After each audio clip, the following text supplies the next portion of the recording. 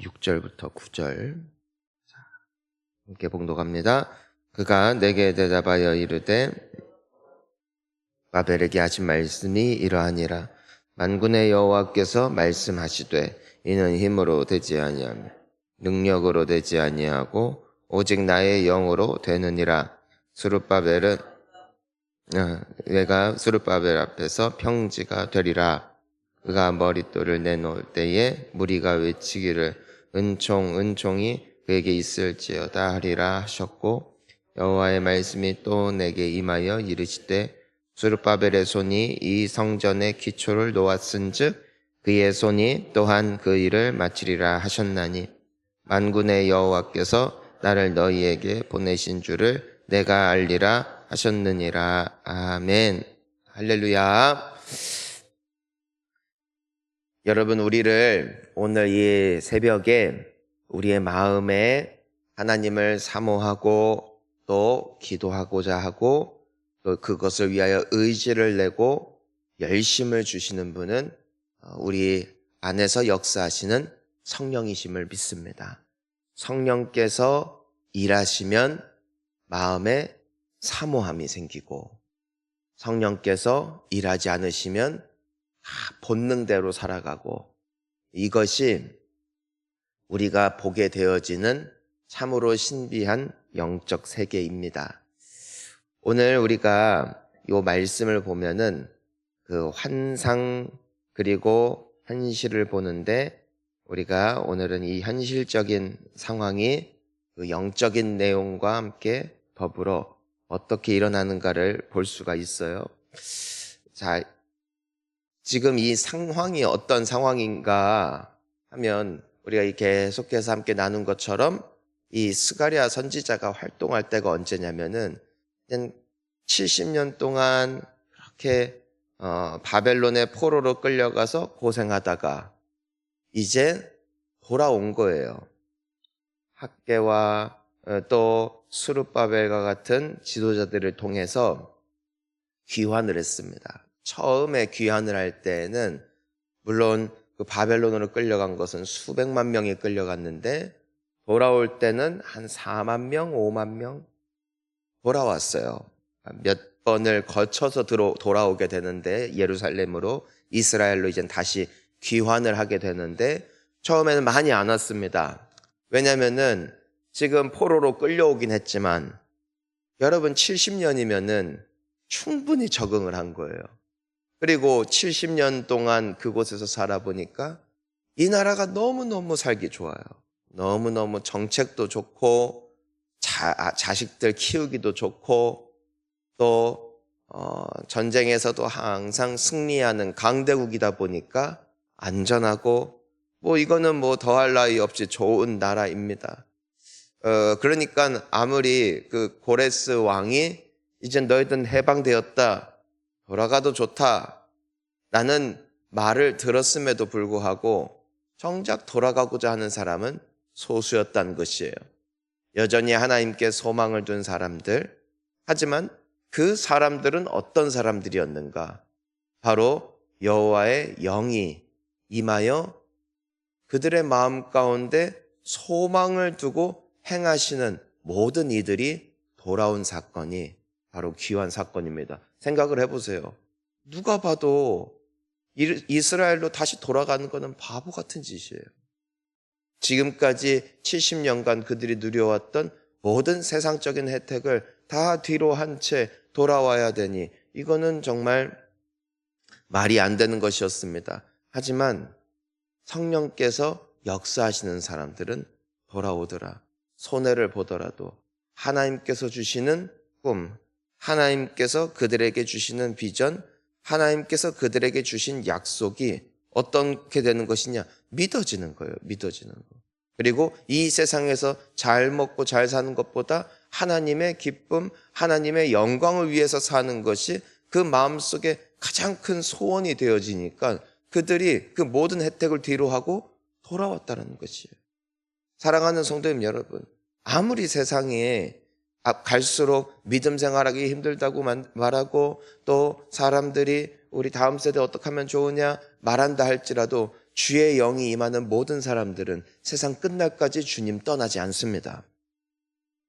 아무리 교회가 엉망이 된 것 같고, 아무리 사람들이 점점 세상으로 돌아간 것 같고, 점점 주님을 찾는 사람들이 줄어들어만 같은 그런 현실을 우리가 본다 할지라도 주님의 영이 함께하는 사람들은 마지막까지 승리의 발걸음을, 그 행진을 절대로 중단하지 않는다는 것입니다.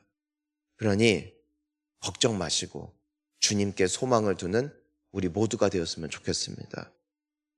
믿음으로 사는 자, 물론 하나님을 믿음으로 붙잡아야 되지만 또한 주님께서도 우리를 붙잡고 계시다는 것을 우리가 보게 되는 것이죠. 자, 돌아왔어요. 그리고 하나님께서 이제는 학계 같은 그 어떤 지도자, 또 이 스룹바벨 같은 지도자를 통해서 뭘 시작하시느냐 하면은 이 성전을 다시 세우는 거예요. 다 무너졌거든요. 70년 전 전쟁에서 패했을 때 성벽이랑 다 무너졌거든요. 그런데 이것을 다시 성전을 건축해야 돼요. 여러분, 처음 성전이 건축됐을 때가 언젠가? 다윗을 통해서는 모든 필요한 재료들을 모았고 다윗이 평생토록 모았어요. 그리고 그의 아들 솔로몬을 통하여서 성전이 건축이 되어지는데 모든 백성들이 총동원됐었어요. 그땐 강대국이었어요. 주변 나라와 관계도 좋았기 때문에 주변 나라에서도 많이 도와줬고요. 모든 국민들이 동원돼서 지어낸 성전이었고 그 성전도 짓는 것이 만만치 않았어요. 하지만 놀랍게도 잘 완성이 되었습니다. 하지만 그때의 찬란했던 성전, 그때의 찬란했던 영광은 이젠 잿더미로 변해 있는 상태입니다. 그리고 모든 국민이 돌아온 것도 아니고 4, 5만 명 정도, 그러니까 전체의 인구의 10% 정도밖에 돌아오지 않은 거예요. 많아봐야 20%. 그것도 안 돌아온 것입니다. 그것도 채 되지 않는 사람들을 데리고 그 폐허에서 어느 누구의 제대로 된 지원도 없이 성전을 지으려면 이것이 만만한 일이 아니에요. 그리고 힘들게 돌아왔는데 이제는 또 일해서 성전을 짓자 할 때에 사람들의 마음이 절대로 그게 만만한 것이 아니죠. 왔을 때 뭐 자기들 살아야 될 그 처소도 또 집도 지어야 되고 또 가족들과 함께 일굴 밭도 다시 정해야 되고 여간 복잡한 일이 많은 것이 아닙니다. 그런 상황 가운데서 우리 같이 쉽게 말해서 교회 다시 세우자, 교회 다시 건축하자 하는데 지금 먹고 사는 것도 정신이 없는데 어떻게 그것이 가능하겠냐 이것이죠. 게다가 스룹바벨은 왕도 아니에요. 총독이긴 하지만 뭔가 어떤 일을 강제적으로 추진할 수도 없는 그런 정치적인 힘도 없는 상태임을, 그것이 바로 현실임을 보여주고 있는 것입니다. 자, 그런데 오늘 본문 말씀 6절 우리 하나님께서 이렇게 말씀을 하시죠. 함께 읽습니다. 그가 내게 대답하여 이르되 여호와께서 스룹바벨에게 하신 말씀이 이러하니라. 만군의 여호와께서 말씀하시되 이는 힘으로 되지 아니하며 능력으로 되지 아니하고 오직 나의 영으로 되느니라. 아멘. 여러분, 놀라운 사실이 있어요. 그러한 말도 안 되는 상황, 이건 안 됩니다. 이거는 뭐 현실적으로 불가능합니다.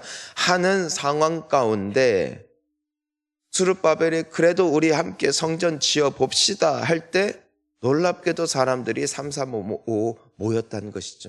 그렇게 바쁜데, 그렇게 힘든데, 그토록 지치는데도 불구하고 그들의 눈빛이 빛났고 그 스룹바벨이 함께 하자라는 명령, 그리고 그 권면에 그들의 귀를 기울였다라는 것이에요. 그의 탁월한 리더십 때문이 아니라 그런 상황과 환경이 그럴 만했기 때문이 아니라 하나님의 말씀입니다. 이것은 힘으로 되는 게 아니다. 이건 네 능력, 네 수준으로 될 수 있는 일이 아니다. 오직 나의 영으로 된다. 그들의 마음 가운데 동일한 소망을 주시는 거예요. 그들의 마음 가운데 동일한 하나님을 향한, 그리고 성전을 향한 갈망을 주시는 거예요. 누가 주셨다? 오직 하나님의 영이 주셨다라는 것입니다. 여러분, 우리가 왜 기도하는가? 사실 우리 사람들 못 바꿔요. 사람이 안 바뀌면 사회 안 바뀝니다. 사람이 안 바뀌기 전에 사람의 마음이 안 바뀌면은요, 우리의 앞날도 장담할 수가 없어요. 내가 만나는 수많은 사람들이 있을 것이고 결국에는 사람을 통해서 일하는 것인데 사람들의 마음이 꽉꽉 막혀 있으면은 뭐 될 일도 안 되는 것이죠. 하지만 하나님께 기도할 때 하나님이 하시는 일이 있어요. 하나님은요, 이 세상의 환경과 이 세상의 여러 가지 것들을 주관하실 뿐 아니라 그분은 무엇도 주관하시는 분이냐면 우리의 마음도 주관하시더라고요. 놀라운 건 이 이스라엘 백성들이 출애굽할 때에 하나님께서 바로 왕의 마음을 강팍하게 하시니까 죽었다 깨어나도 절대로 풀어주지 않고요. 또한 하나님께서 그 애굽 사람들의 마음 가운데 이스라엘 사람들을 향한 두려워하는 마음을 주시니까 이 이스라엘 사람들이 떠날 때 쫓겨나듯이 도망간 게 아니라 그들이 금, 은, 패물을 다 챙겨줬대요. 앞으로 그 광야에서 먹고 살 모든 것들을 그 애굽 사람들, 한때 그들을 종으로 부렸던 사람들이 다 챙겨줬대요. 왜요? 여호와의 영이 그들 마음 가운데 백성들을 향한 무서워하는 마음을 주셨대요. 우리가 놀라운 건 이스라엘 백성들에게도 하나님께서 어떤 마음을 주시냐면은 모세를 두려워하는 마음, 모세를 리더로 인정하는 마음을 부어주셨대요. 그래서 모세가 그 거친 백성들 데리고 인도하는데도 불구하고 그 리더십이 흔들리지 않았던 이유는, 여러 위기가 있었음에도 불구하고 든든했던 이유는 하나님께서 이미 그들의 마음 가운데 넘을 수 없는 선을 그어주셨기 때문이래요. 나중에 여호수아가 그의 뒤를 이어 지도자가 되었는데 모세는 40년간 지도했던 지도자잖아요. 그 여호수아는 항상 그의 오른팔, 그의 하수였기 때문에 갑작스럽게 여호수아가 리더가 되었을 때 사람들은 도무지 적응이 안 되는 거예요. 물론 좋은 사람인 건 알지만 한때는 함께 같은 위치에서 그 모세를 수종 들었던 갈렙과 같은 사람들도 수두룩했다는 것이에요. 근데 갑자기 리더십이 변화가 될 때 항상 여기는 위기가 따르거든요. 그런데 하나님께서 여호수아에게 뭐라고 약속하시냐면 두려워하지 말라고 말씀하시면서 내가 모세에게 주었던 동일한 그 리더십을 너에게도 줄 것이고 모세를 백성들이 두려워하여 따랐던 것처럼 너에게도 내가 동일하게 일하여 줄 것이다. 하나님께서 여호수아에게 그 리더십을 주시니까 그 리더십이 흔들리지 아니하고 잘 인계가 되어서 그가 죽는 날까지 이스라엘을 살리고 또 세우고 또 약속의 땅에 들어가는데 아무 무리가 없었다는 것을 보게 되어집니다. 하나님께서 일하시면 사람의 마음도 주관하시더라는 것이에요. 여러분, 인간이 언제 예수를 믿는가? 언제 우리가 전도하는 사람들이 우리가 전하는 복음의 귀를 기울이는가? 우리가 이토록 열심히 또 새벽마다 또 나와서 하나님께 기도하는 행위를 눈여겨보면서 무언가 다르구나, 무언가 특별하구나라는 것을 깨달을 수 있게 될까? 하나님의 영이 움직일 때 가능합니다. 이것은 나의 힘으로 되는 게 아니야, 능으로 되는 게 아니라고요. 오직 여호와의 영으로 말미암아 가능하다라는 것입니다. 그러니까 우리는 하나님을 의지합니다. 여러분, 우리의 자녀가 언제 정신 차릴까? 여호와의 영으로 됩니다. 언제 내가 하는 일들에 대해서 꿈과 비전을 발견하게 될까? 여호와의 영으로 되는 것이죠. 자, 그러니까 여호와의 영이 함께 하시면 어떻게 되느냐? 자, 7절 함께 봅니다. 큰 산아 내가 무엇이냐? 내가 스룹바벨 앞에서 평지가 되리라. 그가 머릿돌을 내놓을 때에 무리가 외치기를 은총이 그에게 있을지어다 하리라 하셨고. 자, 보면은 큰 산아 네가 무엇이냐 이거. 큰 산. 자, 따라할까요? 큰 산. 큰 산이 뭐냐면은 이제는 스룹바벨이 이 백성들과 함께 성전 건축할 때 맞닥뜨릴 산더미처럼 쌓인 문제입니다. 여러분, 성전을 지으려고 하니까 얼마나 방해 세력들이 많은지. 방해를 엄청 많았어요. 이 성전 건축을 시작하려 할 때 온갖 그 권모술수를 아주 그냥 쓰는 사람들이 와가지고선 와해시키고 어떻게든 방해하고 협박하고 진짜 막 군대 데리고 와가지고선 거의 죽이려고 하고 이 공사가 진행이 안 돼요. 진행이. 뭐 할 수밖에 없어요. 멈췄어요. 멈추고 뭐 할 수밖에 없어요. 기도하며 하나님의 때를 기다릴 수밖에 없었어요. 나중에 다리오 왕이 즉위할 때까지 공사가 오랜 수년 동안 멈추게 됩니다. 진행이 안 됩니다. 그리고 그 과정 가운데 얼마나 많은 일들이 있었는지 몰라요. 도무지 일이 이루어질 것 같은 소망이 그 여지가 조금도 보이지 않는 거예요. 여러분, 우리가 가끔 하나님의 일을 하려고 할 때 많은 방해가 있고 그때 사람들은 한결같이 말합니다. 이건 안 된다. 이거는 무리다. 그렇지만 하나님께서 그 말씀하신 게 뭐예요? 그 큰 산이 결국 뭐가 될 것이다? 평지가 될 것이다. 여러분, 우리가 하나님이 기뻐하시는 일을 하다 보면 방해가 있어요. 특히나 이렇게 새벽을 깨우려고 하고 때로는 하나님께서 기뻐하시는 봉사를 하려고 하고 주님께 잘 해보려고 하면 이상하게도 방해가 많아요. 하지만 하나님이 함께 하시면 그 모든 문제가 평지가 됩니다. 반드시 평지가 됩니다. 사람들이 결국 인정할 거예요. 은총이 그에게 있을지어다. 은총이 있을지어다. 사람들이 인정하게 될 날이 옵니다. 그리고 또 여호와께서 말씀하시죠. 마지막 9절입니다. 스룹바벨의 손이 이 성전의 기초를 놓았은즉 그의 손이 또한 그 일을 마치리라 하셨나니 만군의 여호와께서 나를 너희에게 보내신 줄을 내가 알리라 하셨느니라. 아멘.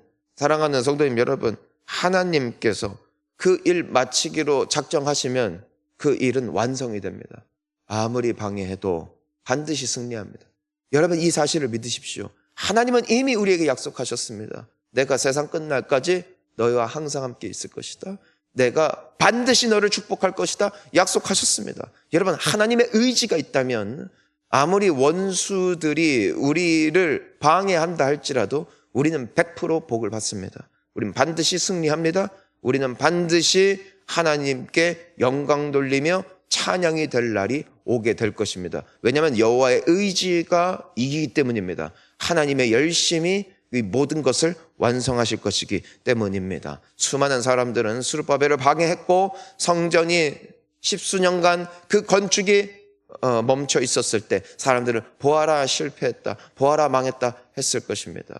이스라엘 백성들이 70년간 포로로 끌려갔을 때 사람들은 말했을 것입니다. 보아라, 아브라함에게 주셨던 그 약속, 하나님의 그 자비하심이 영원토록 함께하겠다는 약속은 다 끝났다 말했을 것입니다. 70년간 그들은 포로로 있었잖아요. 70년간 나라가 망했잖아요. 하나님의 약속이 끊어진 것 같았어요. 하지만 하나님은 기억하셨어요. 70년 만에 돌아오게 될 것임을 하나님은 이미 예전부터 선포하셨고 그 약속대로 이루어졌음을 보게 됩니다. 여러분, 놀라운 것은 구약 성경의 마지막 선지서가 말라기예요. 말라기부터 마태복음의 그 복음이 예수님의 탄생이 이루어지기까지 무려 400년의 공백기가 있습니다. 400년간 선지자가 없었어요. 400년간 여호와의 말씀이 없었어요. 사람들은 대부분 하나님의 구원을 잊어버리고 말았어요. 하나님이 우리를 떠났구나. 하나님이 우리를 버렸구나. 더 이상 하나님의 말씀도 하나님의 구원도 나타나지 않던 400년의 암흑기 동안에 여전히 하나님을 기다리던 자들은 늘 소수였어요. 하지만 400년의 오랜 기간 뒤에 여호와의 약속이 비로소 성취가 됩니다. 하나님께서 처음 아담과 하와가 선악과를 따먹었을 때 내가 너에게 여자의 후손을 보낼 것이다 하셨던 그 약속이 이루어졌습니다. 바로 말구유에서 태어나신 예수 그리스도 사건이죠. 그리고 비로소 임마누엘, 하나님이 우리와 함께 하신다 고백하게 되어지므로 하나님의 약속은 신실하며 때로 오래 기다리는 것 같지만 하나님의 약속이 완성되어짐을 이미 우리에게 역사를 통해 확연하게 보여주셨습니다. 그 하나님이 나의 하나님이십니다. 때로는 오래 기다리는 것 같습니다. 때로는 끝이 보이지 않는 것 같습니다. 때로는 주변 사람들의 온갖 조롱과 또 나 스스로도 기도해서 무엇하나, 내가 하나님 믿어서 무엇하나라는 마음이 들 때가 있습니다. 하지만 결국 이루실 하나님을 바라보며 나아갈 때 우리도 그 승리의 주인공이 될 것을 믿으며 오늘도 믿음으로 승리하는 저와 우리 모든 성도님들 될 수 있기를 예수님의 이름으로 축복합니다. 여러분들의 기도가 반드시 응답되어질 것을 믿습니다. 함께 기도하시겠습니다.